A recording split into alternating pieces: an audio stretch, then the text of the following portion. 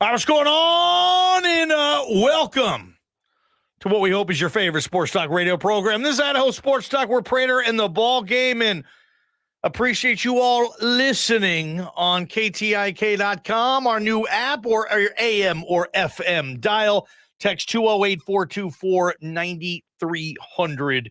Prater, we wanted to start this hour off talking about Boise State basketball. Marcus Shaver and Leon Rice talk to the media. They have games coming up tomorrow against Fresno, Saturday against Colorado State, both at home, coming off an emotional, hard-fought loss in the pit on Friday. That was like a heavyweight title fight and then some. But here we are with this basketball program right now, overall in a pretty good position. Basketball team's doing great, and that loss on Friday night should not take away anything from what this team has accomplished. I think it's established itself as an NCAA tournament team. It's got to finish the business. There's a lot to be played here, but they're playing good basketball in a good Mountain West Conference. I like the way their schedule sets up, and I think they're going to win a heck of a lot more games than they're going to lose. But they're going to need Marcus Shaver Jr. somewhere down this line here, and I'm not sure that's going to happen. His body is so beat up right now that I can't see him getting better during this season, especially with the way he plays and he flies around.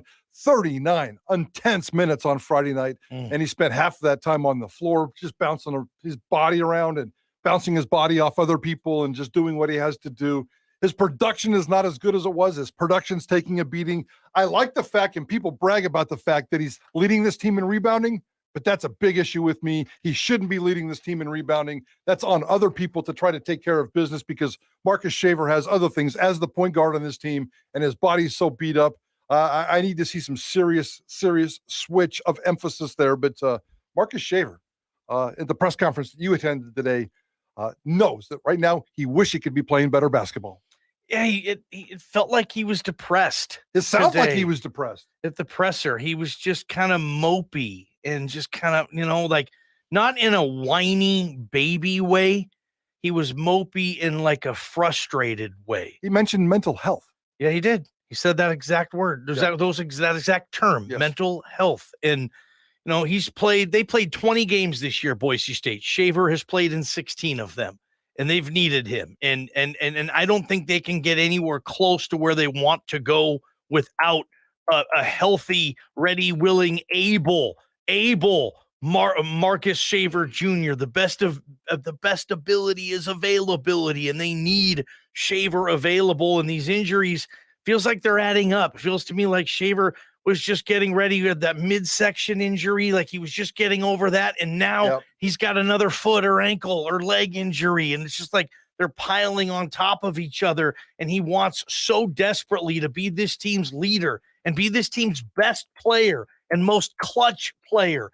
And these injuries just that's got to be frustrating. You can run a certain speed, Prater, but this particular injury takes your mileage, takes your speed limit down. And as an athlete, that's got to be tremendously frustrating. It's like me or you were like in this business when my voice isn't where I need it to be. I have to adjust. I have to do the show differently. I just don't sound as good. And it's really, really frustrating. I think that's where our boy Shaver is right now.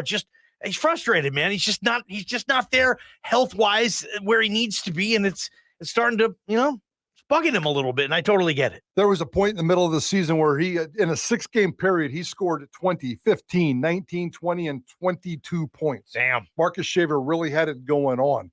38%, 22%, 33%, 28%, 33%. That's his shooting performances over the last few games.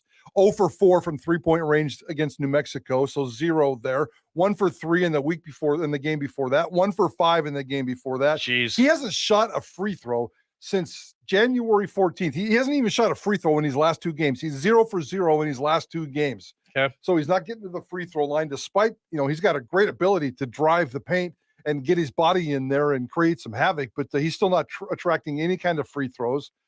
Doing the dirty work, rebounding, assists, steals. I mean, he's all over the place. So Marcus Shaver's doing good things. He's just not reaching his standard, and his shooting performance, I think, is driving him crazy. More importantly, when he wakes up in the morning, he feels like me, just an old man. 26% from downtown. I mean, he needs to, that's not good enough for Shaver. He needs to improve that. And that's on the season. Yeah, a lot of stuff. I mean, he's still the second leading scorer on this team, right? Only Tyson Degenhart has scored more points or averaging more points per game. You want to see for yourself? Yeah, listen to Marcus Shaver Jr. just a couple of hours ago tell us at his press conference about what he's been going through this season, physically and mentally. I mean, I've been shooting it terrible from the field. I got to be more efficient. I feel like, I haven't been healthy at all. So that's another big part. And I feel like I just haven't been myself out there really. And once I get healthy, everything's going to fall into place. So just waiting for that. How do you get back to yourself, or is it just health? It's just health. I mean, it's hard playing injured really, and it affects your mental health. It affects your confidence. And once I get healthy, I mean, we'll be fine. How are you able to try to get healthy when these games keep coming, right after one after the other? Just load management and just being consistent in the training room, really just taking care of my body and just little stuff like that. Assume you're probably not practicing a ton then. That means, does that make it harder too in the games if you're missing practice time? Oh, for sure. But I've been in college for a long time. I know how to play basketball, but I still practice. But yeah. How would you say that you've done as a point guard and a distributor this year? You said the shot's not where you want, but your assists and your steals and your other numbers. Yeah. I feel like I could average more assists. I got to keep my turnovers down. I feel like I'm giving the ball away too much, but I still got to get more assists. And that's Marcus Shaver Jr. Yeah, that's kind of how the whole press conference was, and you can just tell right there it's been a frustrating season, man. It's kind of sad to hear that, man. It really is. It is kind of sad. So let's just get right into Leon Rice because he picks up the momentum. He picks up the tempo a little bit here. He knows that Marcus is struggling right now, but he sees a lot more of the positive stuff. So let's dive into it. Here's about 2 or 3 minutes of Leon. Was that before or after the Shaver? This was after Shaver. Okay. That's the perfectionist in him, and that's what I have to get him out of, is that basketball's not a game of perfect, and you're going to have mistakes. But there's a reason he is a great shooter, because he's a perfectionist. And so he carries that over to the play, and as a point guard and with the ball in your hand so much and so much responsibility on you, you're not going to be perfect, and you're going to have ups and downs shooting the ball because you're having to do all these other things. And you look at all those other things he's doing at an elite level, the way he's rebounding, the way he's getting his assist to turnover has been spectacular, and running the team. And, he's dealing with House for 40 minutes in him and, making it difficult. That stuff takes away from some of your shooting and your offense.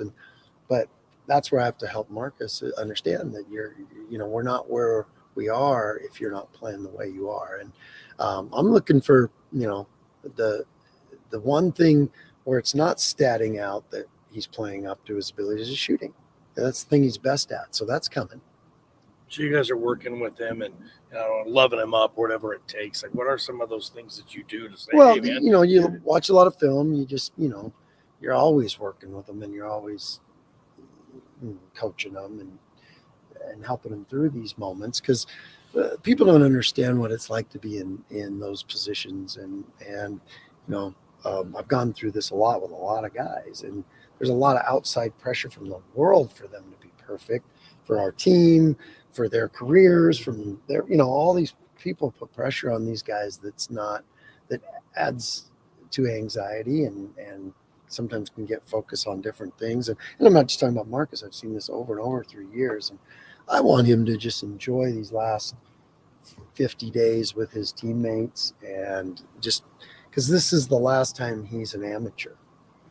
I said, I don't care if you're playing for the Phoenix Suns 5 years from now, you're going to call me and go, that was the greatest. College basketball was the greatest. I had great teammates. I had great, fan support, and I put too much pressure and didn't take the time to enjoy it enough. I want them to enjoy this experience, look around, be in this moment, because he's earned it. And that's easier said than done when there's a lot of, there's a lot put on these guys, and it's my job to try to help them through it. So, and I talked to a lot of former players that have gone through this before, and they all have one thing in common, that they weren't able to enjoy it as much as they wanted to.